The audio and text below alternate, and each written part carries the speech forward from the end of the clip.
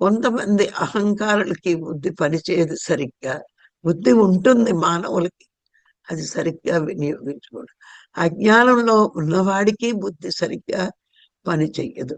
కానీ సావధానంగా ఆలోచిస్తూ మరి కొంత జ్ఞానం ఆ బుద్ధికి ఉన్నప్పుడు, మన పూర్వజన్మ కర్మలు కరెక్ట్‌గా ఉన్నప్పుడు, వాసనలు, సంస్కారాలు మంచివే అయినప్పుడు, మన బుద్ధి ఎప్పుడూ కూడా సదా మంచి నిర్ణయాలు తీసుకుని, మంచి విషయాల్లో ఉంటాం.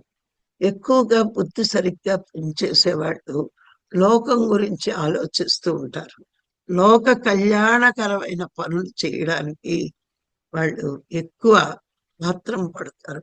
బుద్ధి సరిగ్గా పనిచేసే వాళ్ళే లోక కళ్యాణకరమైన పనులు ఎక్కువ చేస్తూ ఉంటారు.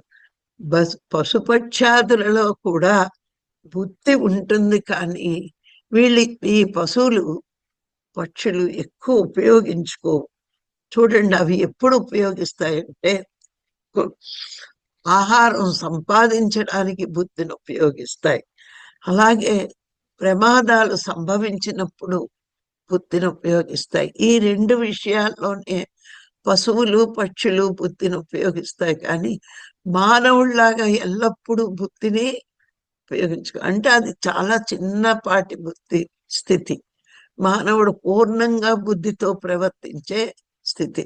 అందుకే మనం ఎప్పుడైనా తప్పుడు పనులు, తప్పుడు నిర్ణయాలు తీసుకుంటే బుద్ధి లేదా అంటారు. అంటే మనము ఎవరు ఏది మాట్లాడకపోయినా, ఏది ఎవరికి అన్యాయం చేయకపోయినా, మనం టప టప టప వాళ్ళ నిందలు వేస్తుంటే బుద్ధి లేదా? వాడు ఎలాంటోడో తెలుసు కదా! అయినా వాడిని అంటున్నావెందుకు? వాడెప్పుడు ఎవరి జోలికి వెళ్ళాడు కదా! అని ఫస్ట్ మననే అంటారు బుద్ధి లేదా అని. అంటే మన కర్మలు మంచివైనప్పుడు, మన సంస్కారాలు మంచివైనప్పుడు, మనము లోక కళ్యాణకరమైన జీవితం జీవిస్తున్నప్పుడు మన బుద్ధి ఎప్పుడూ సక్రంగా పనిచేస్తుంది.